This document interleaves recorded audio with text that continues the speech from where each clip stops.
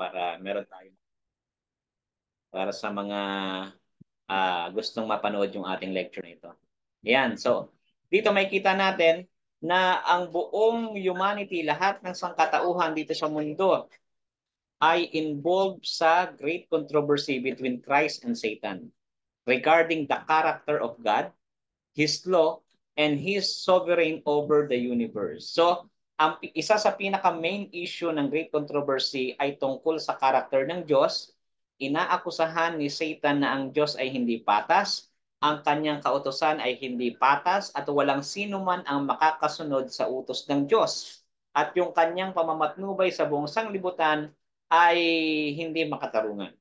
So this conflict originated in heaven when a created being endowed with freedom of choice in self-exaltation became Satan, God's adversary. Ayan. So dito makikita natin, based sa ating statement, na ang kasalanan ay nagpasimula sa langit. Di ba? Sa isang lugar na perpekto, sa isang lugar na andoon mismo ang Diyos, kasama nila ang Diyos, sa isang lugar na banal, doon nagsimula ang kasalanan. Sabi diyan,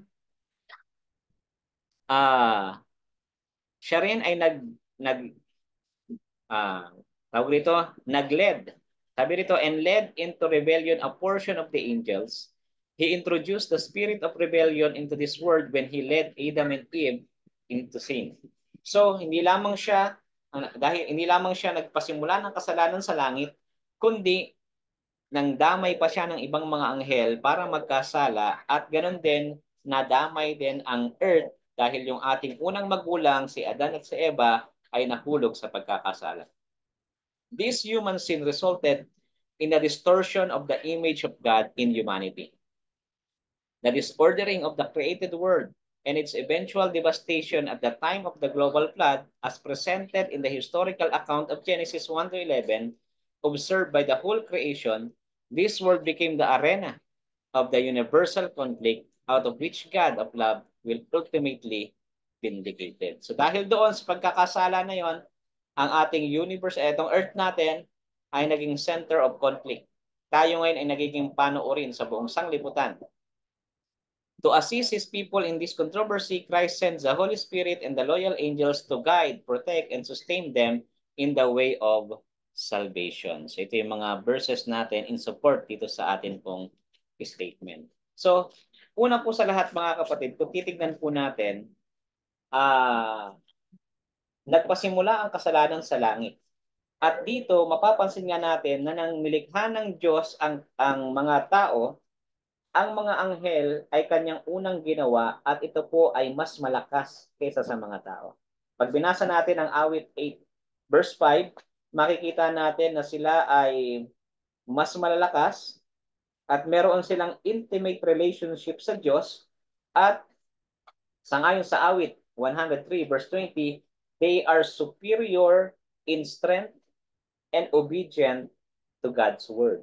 Yun yung ating makikita. So ngayon pag-aralan natin, tingnan natin ang ilang mga verses dito. Una, the origin of the controversy. It's all began in heaven. Sabi nga ng Isaiah 14 verse 12, how you are fallen from heaven, O Lucifer, son of the morning. How you are cut down to the ground, you who weaken the nation. Isaiah chapter 14 verse 12. So, ang controversy, ang kasalanan, nagpasimula sa langit. At yung word dito na ginamit ay Lucifer, sa ibang translation, ang ginamit dyan ay morning star, son of the morning. Ang ibig sabihin nito ay parang torch bearer, tagapagdala ng liwanag, yung Lucifer. At ang nangyari sa kanya, despite sa kanyang kalagayan sa langit, sa kanyang antas, siya po ay nahulog sa pagkakasala. Sabi nga ng Ezekiel chapter 28 verse 12, thus says the Lord God, you were the seal of perfection. Si Lucifer ay perfect in every ways. Sa kanyang stature, sa kanyang itsura, sa knowledge na meron siya, perfect siya. Full of wisdom and perfect in beauty. Yan yung kanyang kalagayan. So kung i-describe natin ang kagandahan, lahat nasa kanya na. Sabi pa nga, you were in Eden, the garden of God, every precious stone was your covering. Suot niya ang lahat ng mga mamahaling bato. Yung sardius, topaz, diamond, beryl, onyx, jasper, sapphire, turquoise, and emerald with gold. Lahat ng mga yon ay meron siya. Suot-suot niya. Sa madaling salita, ay napakaganda ng kanyang kasuotan at siya rin bilang isang perfect created being ay napakaganda rin na niya. Ano po?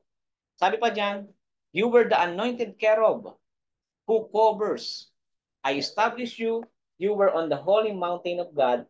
You walked back and forth in the midst of the fiery stones. You were perfect in your ways from the day you were created. So dito makikita natin mga kapatid na ano daw, perfect itong si Lucifer sa lahat ng antas, sa lahat ng pagkakagawa sa kanya ng Diyos. Ano po? At hindi lamang yon, tinatawag pa siyang anointing cherub, pinahirang kerubin. So ibig sabihin, yung kanyang kalagayan, hindi siya ordinaryong angel. Mas mataas yung kanyang kalagayan compare sa ibang mga angel na naroroon sa langit. Nga lamang sa verse 17, ito yung problema, your heart was lifted up because of your beauty. You corrupted your wisdom for the sake of your splendor. I cast you to the ground. I led you before kings that they might gaze at you. So dahil sa kagandahan ni Lucifer, yung kanyang puso ay nakorap at ang nangyari sa kanya, yung kanyang wisdom ay nakorap. So possible pala yun, no? Na yung wisdom na meron siya, kahit siya ay nasa perfect environment, nagkasala pa rin siya. Kaya minsan, yung sinasabi nila na tell me who your friends are and I will tell you who you are, hindi siya applicable dito eh. Bakit? Kasi si Lucifer nasa langit, lahat ng kaibigan niya ron, angel, lahat ng mga yon banal, lahat ng mga yon ay perfect, pero despite na siya ay nasa perfect place, perfect friend sa mga friends niya, siya pa rin ay ano daw, nagkasala, naging corrupted pa rin siya. No? Kasi nga, ang sabi rito sa Isaiah, ang sabi niya sa kanyang sarili, I will ascend into heaven. I will exalt my throne above the stars of God. I will also sit on the mount of the congregation on the farthest sides of the north. So, ang gusto ni Lucifer ay puro siya. Nakita niya, napansin niyo yung mga words? Puro ako. I will ascend into heaven, I will exalt my throne above the stars of God. Mas mataas pa sa Diyos yung trono niya. At ang sabi pa rito, I will ascend above the heights of the clouds. I will be like the Most High. Ang gusto ni Lucifer, maging kagaya ng makapangyarihan sa lahat.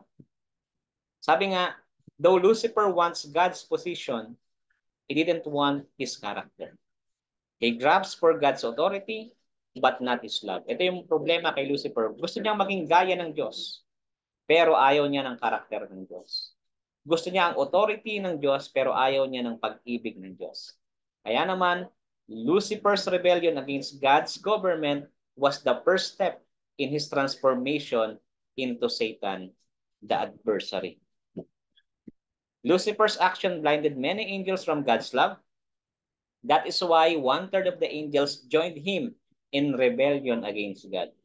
War broke out in heaven in Revelation chapter 12 verse 7, and Satan, the old serpent, the devil and his angels cast out into the earth. So yun po ang nangyari sa kanya. So dito makikita natin, actually itong Revelation 12 verse 9, yung nagkaroon ng digmaan sa langit, actually meron siyang dual meaning or dual fulfillment na nung nagkasala si Lucifer, ay nagkaroon na ng digmaan sa langit, pero hindi ito yung espadahan or barilan, kundi ito po ay more on dialogue, more on accusation yung ginagawa ni Lucifer sa Diyos. Pero hindi sila nanalo, kaya naman sila ay inalis, tinaboy doon sa langit.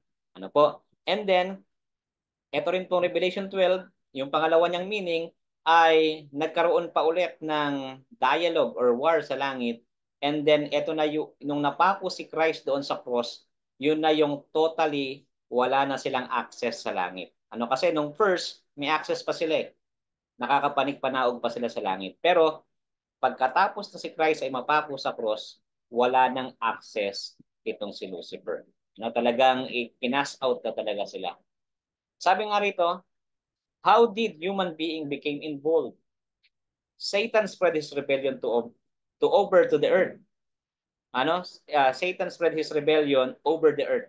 So, hindi lamang mga angel yung kanyang dinaya, kundi dahil wala na rin siyang puwang sa langit, dito sa lupa, naghasik din siya ng lagim. Nag-disguise siya bilang serpent at dinaya niya si Eva, according sa Genesis chapter 3. In believing the serpent's word over that of their creator, they betrayed their trust in and loyalty to God. Tragically, the seeds of controversy that had begun in heaven took root in planet Earth. Ito yung nakakalungkot na pangyayari na magmula sa langit, dinala ni Satan ang kanyang controversy dito sa lupa, dinaya niya yung unang mga magulang natin, and then ay yung mga nilikha ng Diyos hindi na nagtiwala sa kanya, kundi mas pinili pa yung salita ni Lucifer. At ang nangyari niyan, ngayon ay naririto na ngayon sa earth ang malaking tunggalingan. So anong impact nito sa ating race as a human? Pansinin natin ang nangyari sa tao, nakurap ang mga tao. Sabi nga ng isang text sa Jeremiah, ang puso ay mandaraya. Ang puso natin ay corrupted dahil sa kasalanan. So ang ginawa ni Cain sa kanyang brother na si Abel, pinatay niya. Genesis chapter 4 verse 8. Imagine niyo after na magbigay ng pangako ang Diyos na ililigtas sila sa pamamagitan ng seed ng woman, ay eventually pumasok itong ginawa ni Cain, pinatay niya yung kanyang kapatid na si Abel. Then, wickedness continued to multiply. Sabi sa Genesis chapter 6 verse 5, that every intent of the thoughts of their heart was only evil continually. Pansinin natin, no? Ang tindi ng naging kasalanan ng mga tao that time sa kanilang isipan ay naging napakasasama. To the point na ang Diyos ay parang napuno na ang Diyos at pinagawa si Noah ng arka at pagkatapos nun nagpaulan siya ng napakatindi at binaha ang buong sanglibutan para malinis muli ang mundo. Kasi ganun nakasama ang mga tao.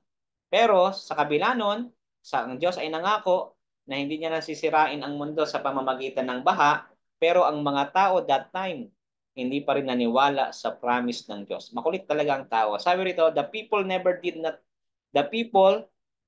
did trust the promise of God, or did not trust the promise of God that He will never destroy again the earth through flood, but instead they build a tower in attempt to reach heaven. So ginawa nila, di ba, gumawa sila ng Tower of Babel para ang kanilang panukala ay hindi na sila ulit mamatay dahil sa malaking baha. No, gusto nila na yung kanilang tower ay aabot hanggang sa langit. Kaya doon, ginunulo ng Panginoon ang kanilang language at hindi na sila magkaintindihan noong time na yun. Human being crucified their Savior at the cross. At ito yung pinakamatinding ginawa ng mga tao, kanilang ipinako ang kanilang tagapagligtas doon sa cross.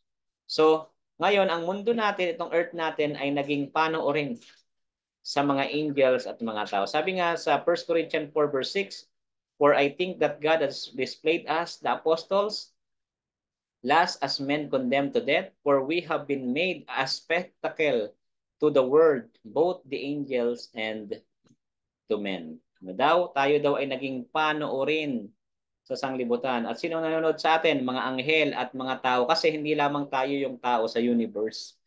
Meron ding ibang mga planet na create ang Diyos na kung saan tayo ang center ng universe, tayo ang pinapanood, binabantayan sapagkat narito sa atin ang malaking tunggalian. Yung account nga ng Job chapter 1, sabi rito, pinapakita sa atin yung insight patungkol sa great controversy. Kasi pag binasa natin ang Job, nagtitipon ang lahat ng mga anak ng Diyos doon sa langit. And then, itong si Lucifer, si Satan, uma-attend din. May access pa siya that time. At ang sabi ng Diyos, nakita mo ba yung anak ko na si Job? Siya'y matuwid. Sabi naman ni Satan, kaya lang siya nagtatapat sa'yo kasi pinagpapala mo siya. Sa madaling salita, nagkaroon ng showdown. O sige, gawin mo ang lahat ng gusto mong gawin kay Job, wag mo lang kunin ang kanyang buhay. So sa madaling salita, naranasan ni Job ang iba't ibang mga paghihirap dito sa lupa. Hindi alam ni Job na kaya niya pala nararanasan yon sapagkat yun ay part ng malaking tunggalian at accusation ni Satan, walang susunod sa Diyos, walang magiging tapat sa Diyos, liban na lang kung binibigyan ito ng favor. Pero na-prove ni Job at ng Panginoon na despite sa mga trials na yon na ginawa ni Satan sa kanya, ay maari palang magtapat ang tao sa Diyos. Po. So, yung aklat ng Job, ang isa sa magandang picture para makita natin yung great controversy na talagang nangyayari dito sa lupa. Ngayon, ano yung cosmic issue? Ano yung pangsang buong mundong issue? Number one, ang accusation ni Satan, God's government and law are impossible to obey. Hindi natin masusunod yan. Ano? Kaya nga to the point na gusto niyang i-overthrow ang Diyos sa pamamagitan ng bagay na ito dahil ang kanyang law ay uh, hindi patas, hindi ito kayang sundin ng mga tao, hindi ito dapat sinusunod ng mga tao. Pero ang ginawa ng ating Panginoong Yesus, pinakita niya na pwede palang mabuhay ang tao kung siya ay totally dependent sa Ama. Ano? And by that, Jesus Christ defeated Satan. 'Di ba? Kung maaalala niyo yung mga episodes sa Bible, after 40 days, nagfasting si Jesus Christ, dinala kaagad siya ng spirit sa wilderness para i-test ng Diablo. Ang sabi ng Diablo, gutom siya na, nagfasting siya. Gawin mong tinapay ang bato. Ano sabi ang ginawa ni Jesus Christ para siya ay magwagi sa Diablo, nasusulat, hindi lamang sa tinapay na bubuhay ang tao.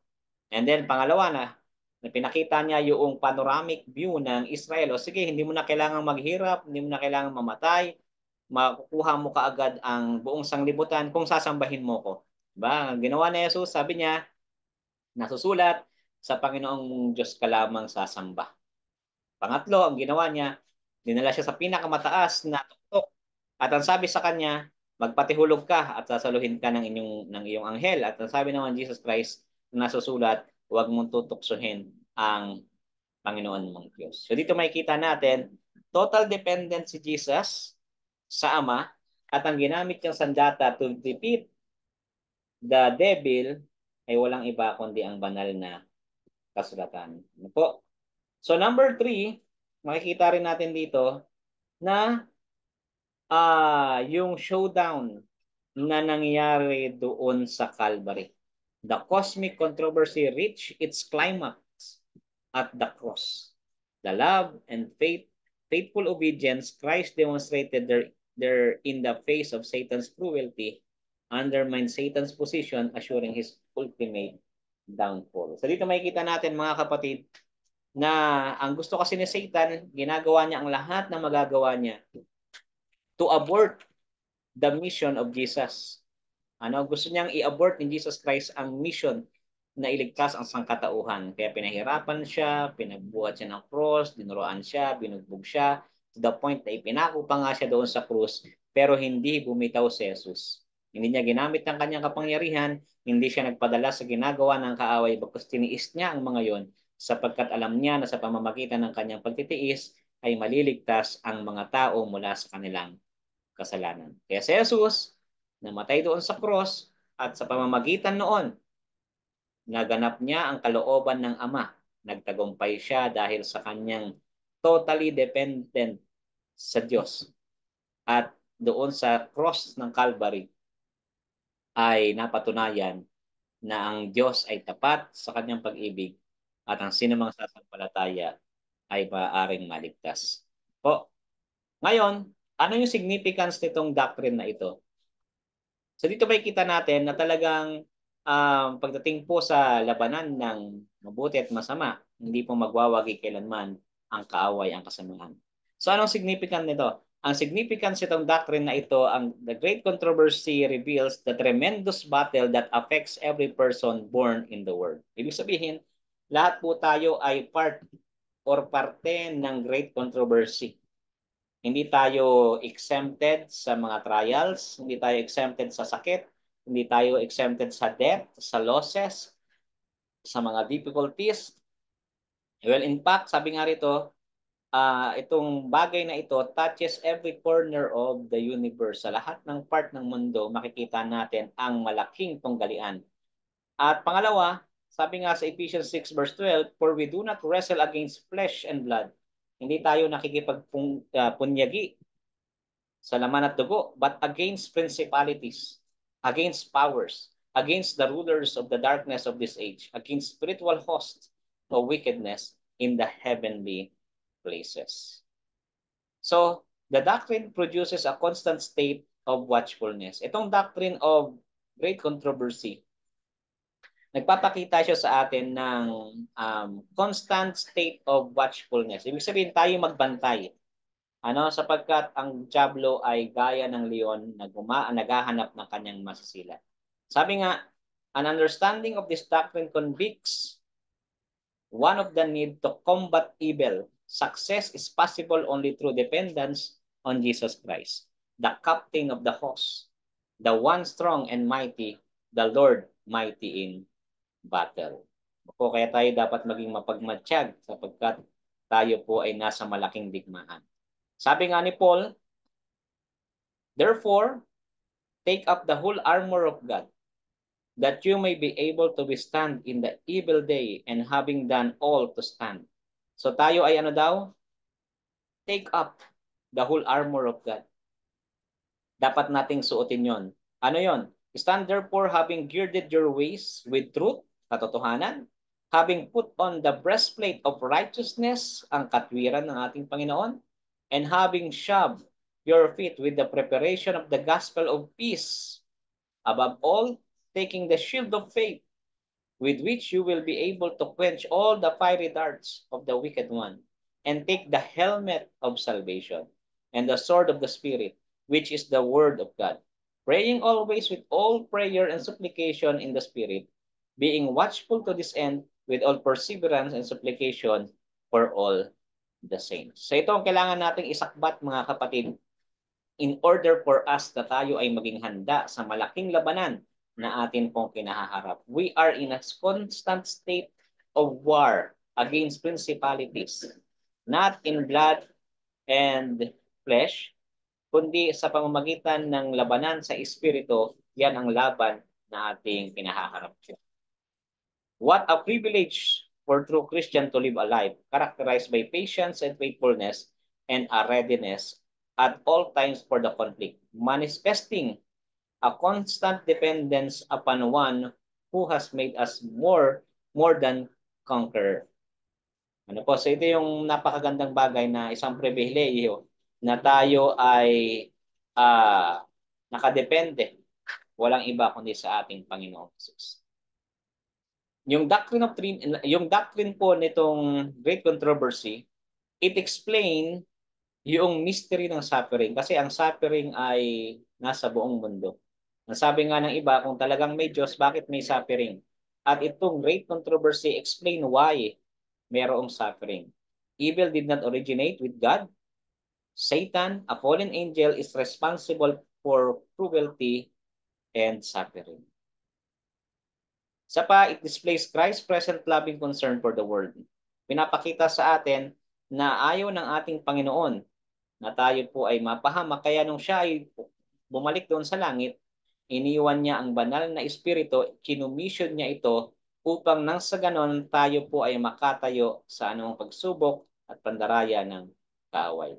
Ganon din, kinumission din ng Diyos ang kanyang mga anghel para tayo ay gabayan sa atin pong pang-araw-araw na pamumuhay. Kaya naman, yung ating victory is assured. We can have hope and courage as we face the future because our Master is in control. Our lips can utter praises for His saving work. Itong doctrine na ito, it reveals the cosmic significance of the cross, yung kahalagahan ng cross. The salvation of humanity was at stake in Christ's ministry and death. For He came to give His life for the remission of our sins. In doing so, He vindicated His Father's character, law, and government against which Satan had cast false aspersions. So, ang accusation kasi ni Satan, walang makakasunod sa Diyos. Hindi tapat, hindi patas ang kanyang kautusan.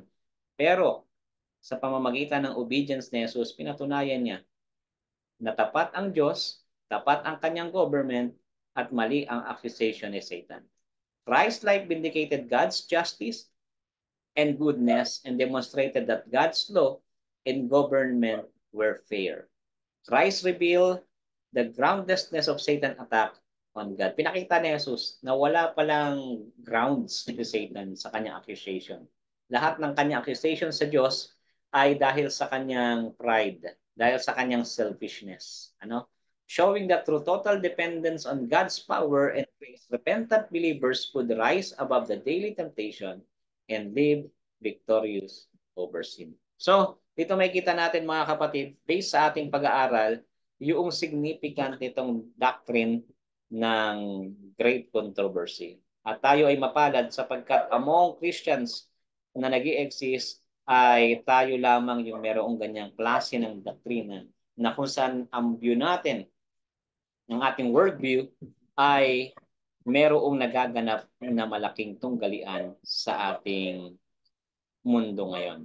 Po. So, isang bagay ang napakaganda sapagkat ang atin pong victory ay decided and we will become victorious if we are standing in the presence of Christ. So kapag tayo ay naka Jesus, kapag tayo ay nasa kanyang panig, tayo po ay considered bilang mga victorious. So, yan po magtatapos yung ating pong lecture. Kung meron po kayong question or gustong linawin, po pwede po kayong mag-question, and then right after ng inyo pong question, dadako po tayo sa atin pong group discussion. So any question po mga kapatid? Ako pas, meron po akong tanong. Sige po.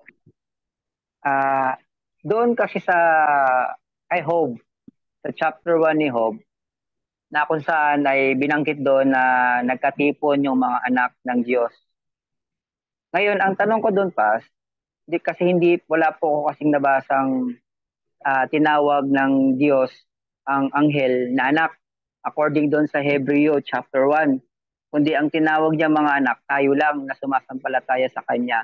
Ang question ko doon pas ay sino yung mga anak na binabanggit doon sa chapter 1 ng Job?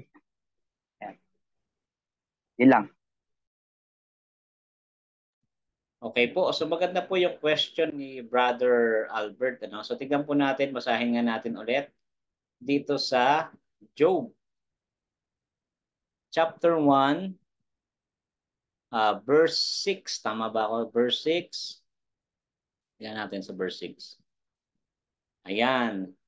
So papakita ko lamang din po dito. Maaari niyo po bang basahin habang hinahanap ko sa aking computer ito? Job chapter 1 verse 6. Sino po ang po pwedeng bumasa sa atin para atin po itong makita?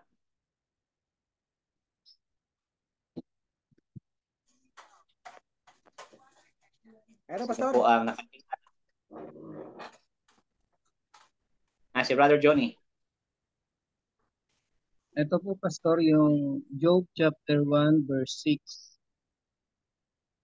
Isang araw, ang mga anak ng Diyos ay dumating upang iharap ang kanilang sarili sa Panginoon. At si Satanas ay dumating din namang kasama nila. Job chapter 1 verse 6, Pastor.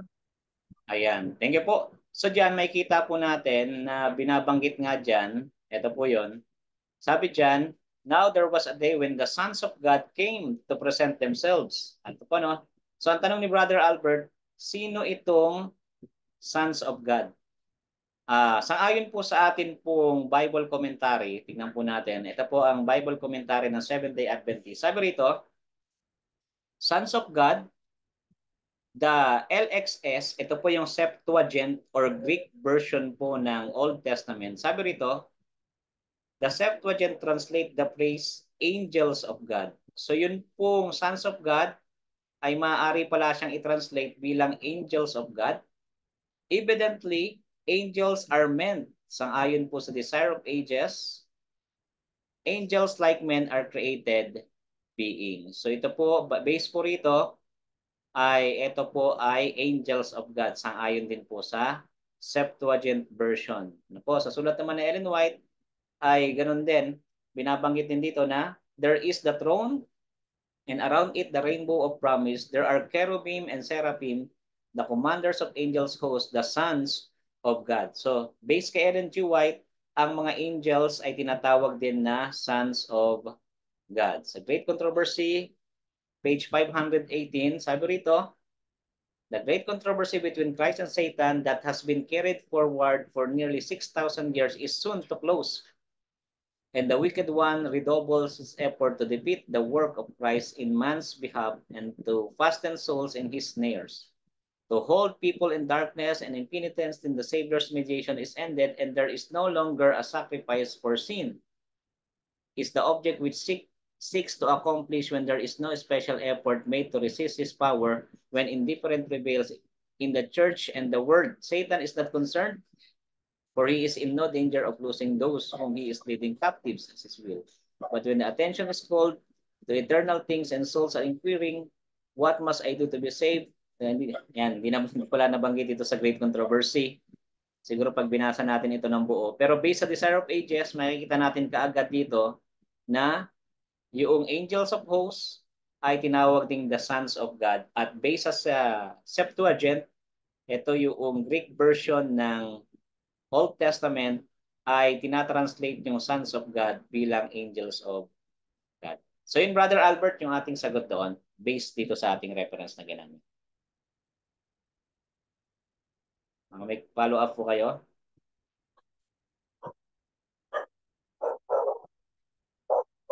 Okay po, may question pa po tayo mga kapatid bago tayo dumako sa atin pong group discussion. Good evening, Pastor. May tanong po ako. Sige po. Sinabi doon sa lesson natin ngayon na mayroong ibang planeta bukod sa Earth, na mayroong tao na yung mga hindi nagkasala.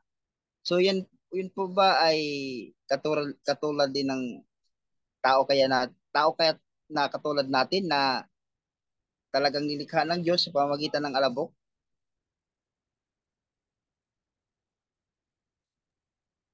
Possible po. Kasi ang sabi, nakamasid na mayroong mga ibang planeta na kung saan mayroong mga nakatira na hindi nagkasala.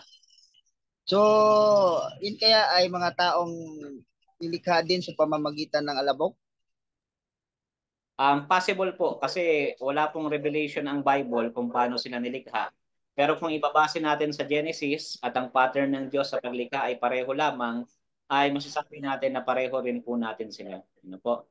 Kasi yun nga rin yung binanggit natin kanina sa 1 Corinthians chapter 4 na tayo po ay naging panoorin sa buong sanglibutan ng mga anghel at ng mga tao. So pinapakita talaga sa atin na meron pong ibang mga tao sa iba pong planeta. Wag lang